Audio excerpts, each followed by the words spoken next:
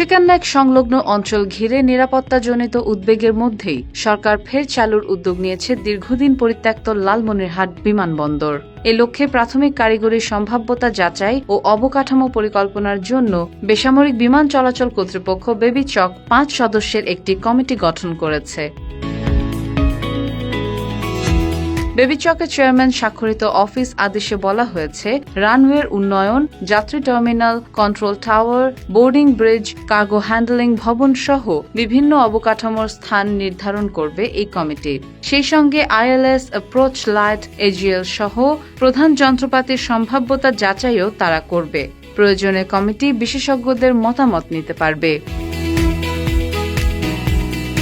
১৯৩১ সালে নির্মিত লালমনিরহাট বিমানবন্দর দ্বিতীয় বিশ্বযুদ্ধকালে সামরিক ঘাঁটি হিসেবে ব্যবহৃত হতো। প্রায় ৪ কিলোমিটার রানওয়ে সহ স্থাপনাগুলো আংশিকভাবে অক্ষত থাকায় পুনঃসংস্কারের মাধ্যমে এটি চালু করা সম্ভব হয় বলে মনে করছেন সংশ্লিষ্টরা।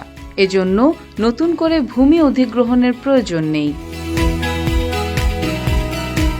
বিমানবন্দরটির প্রায় ১,১৫৯ একর জমি প্রতিরক্ষা মন্ত্রণালয়ের নামে রেকর্ডভুক্ত রয়েছে।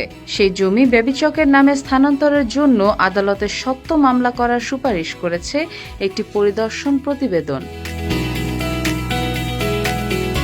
লালমনিরহাট, কুড়িগ্রাম, নীলফামারী ও গাইবান্ধার মতো সীমান্তবর্তী জেলার অর্থনৈতিক উন্নয়ন এবং সোনারহাট ও বুড়িমারি স্থলবন্দরের কার্যকারিতা বাড়াতে বিমানবন্দরটি গুরুত্বপূর্ণ ভূমিকা রাখবে বলে মনে করেন বিশেষজ্ঞরা। কুড়িগ্রামে ভুটানের জন্য নির্ধারিত আন্তর্জাতিক ইপিজেড, নেপাল ও ভারতের উত্তর পূর্বাঞ্চলের সঙ্গে সম্ভাব্য আঞ্চলিক বাণিজ্যিক সংযোগও বিবেচনায় রাখা হচ্ছে। Desk report, Bangladesh guardian.